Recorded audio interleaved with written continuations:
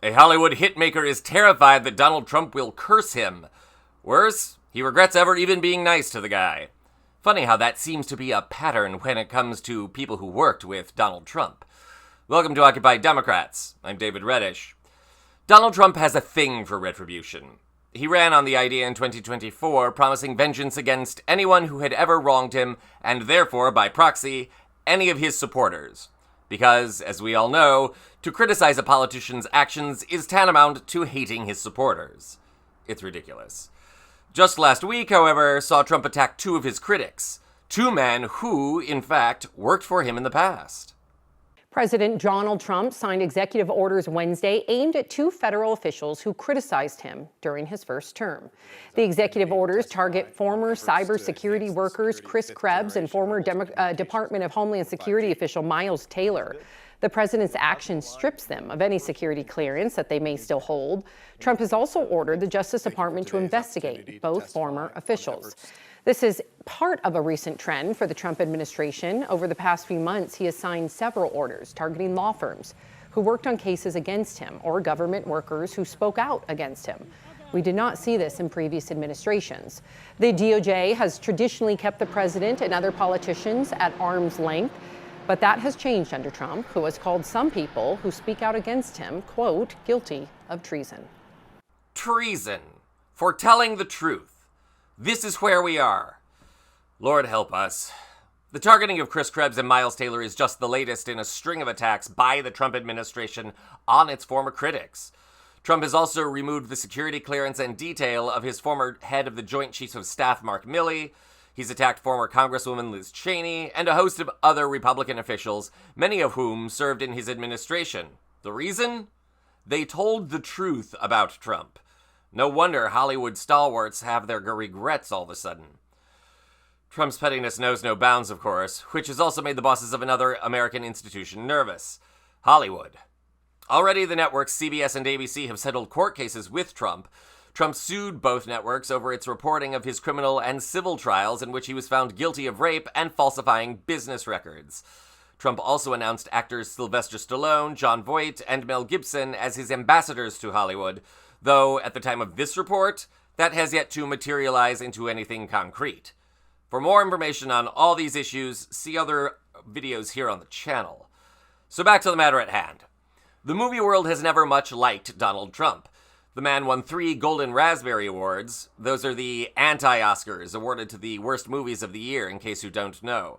Most recently, he won the Worst Actor Award for the Dinesh D'Souza conspiracy documentary, Death of a Nation. And now one director, one who actually directed Trump in a film, has come forward to express his self-disgust for working with the twice-impeached president and to express his fears over Trump's retribution. Writer-director Chris Columbus, the man behind such hits as Gremlins, Mrs. Doubtfire, and the director of the first 2 Harry Potter movies, enjoys Hollywood notoriety as one of the industry's most reliable hitmakers. Now, he's afraid that Washington gremlin Donald Trump will come after him. In an interview with the San Francisco Chronicle, Columbus has come forward about one of his biggest career regrets, one he calls an albatross on the body of his work. That badge of shame? Allowing Donald Trump a cameo in the film Home Alone 2: Lost in New York. Trump only appears in one scene, in which the film's protagonist, Kevin McAllister, played by Macaulay Culkin, wanders through the Plaza Hotel. Trump owned the New York landmark at the time. Excuse me, where's the lobby? Down the hall and to the left. Thanks. Columbus also reveals that Trump charged the production to film in the Plaza Hotel, which is not unusual. What was strange was that Trump demanded a cameo in order to allow them to film there as well. In 2023, Trump claimed via social media that the production begged him to appear. Sure, Jan. In the same interview, Columbus elaborates on the legacy of the movie and of its most notorious cameo. He said, quote, "It's become this curse. It's become this thing that I wish it was not there. He said I begged him to be in the movie, but there's no world I would ever beg a non-actor to be in a movie. But we were desperate to get the Plaza Hotel," unquote. Columbus goes on to say that he wants to cut the cameo from all future versions of the film, but that he's afraid Trump would deport him. Columbus said, quote, "I can't cut it. If I cut it, I'll probably be sent out of the country," unquote. Earlier this week, Trump also said he wanted to deport American citizens who criticize his administration to a gulag in El Salvador. He's already deported dozens of immigrants there, some of whom had legal status and none of whom have been charged with a crime. It's a sad state of affairs when one of Hollywood's most powerful directors fears retribution over a cameo in a 30-year-old movie. But in Donald Trump's America, pettiness knows no bounds. And hey, maybe there's a movie idea in this.